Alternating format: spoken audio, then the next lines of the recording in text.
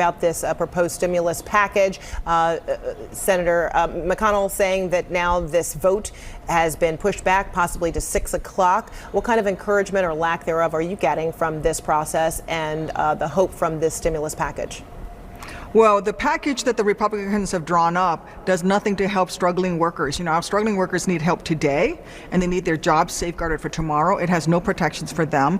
Our first responders need PPE equipment, personal protective equipment, and resources today to our hospitals and our first responders. There's nothing in it for them.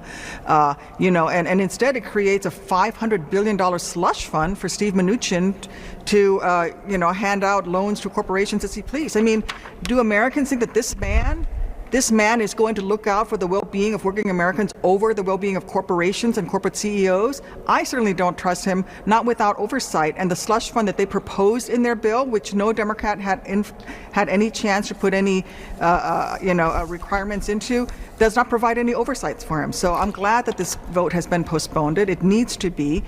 I urge my Republican colleagues to please allow Democrats to come to the negotiation table, and let's write a bill together that will safeguard Americans, safeguard us in this public health emergency, safeguard us during this economic crisis.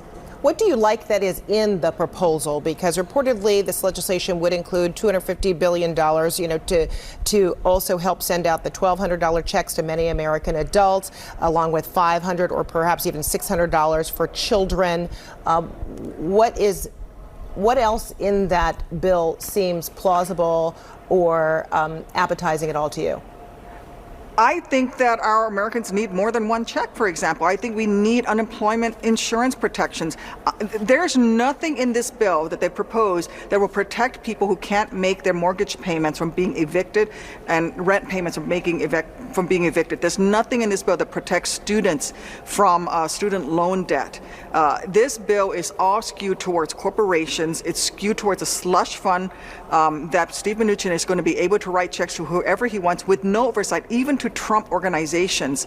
We need to put working families first. We need to protect Americans and their mortgages, Americans and their rent, and we need to make sure that Americans can get back to work when this whole crisis is over with. And we need to get money and resources to our hospitals right now, and it doesn't have that in there. How do you convey this then to, your colleagues there on what to include prior to any 6 p.m. scheduled vote?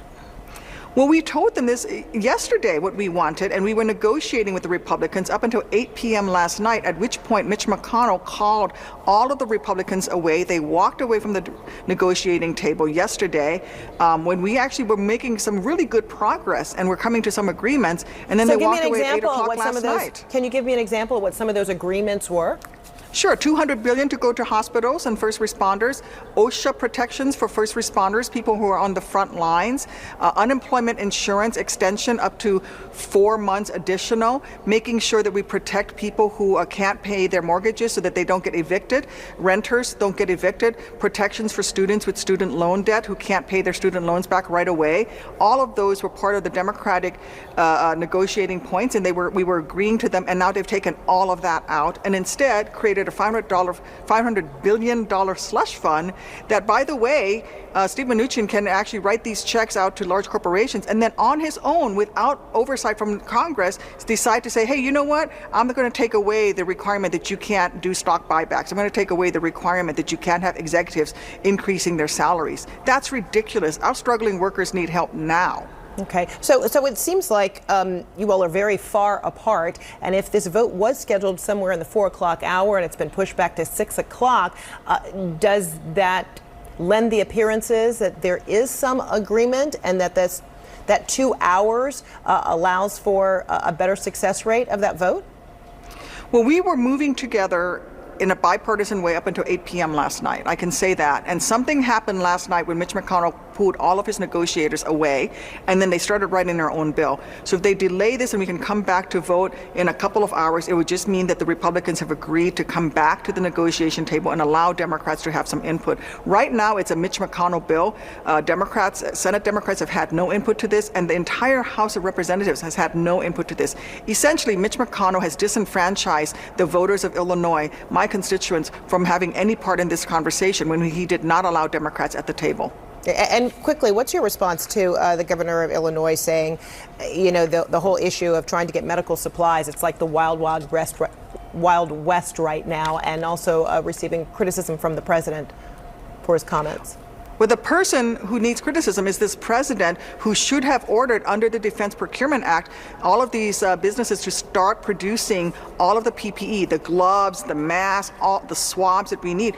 He's invoked his right to enact this act, but yet he's not yet given the orders to all of these defense industries to start producing this badly needed medical equipment.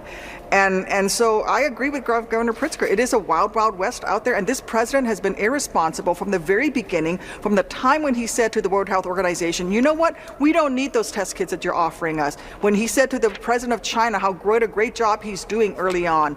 And now this president finds himself at a point where he's finally worried about this because of the economy and where we are on stock trading. He should have been worried about this when people couldn't get testing, and people still can't get testing. We need this equipment now.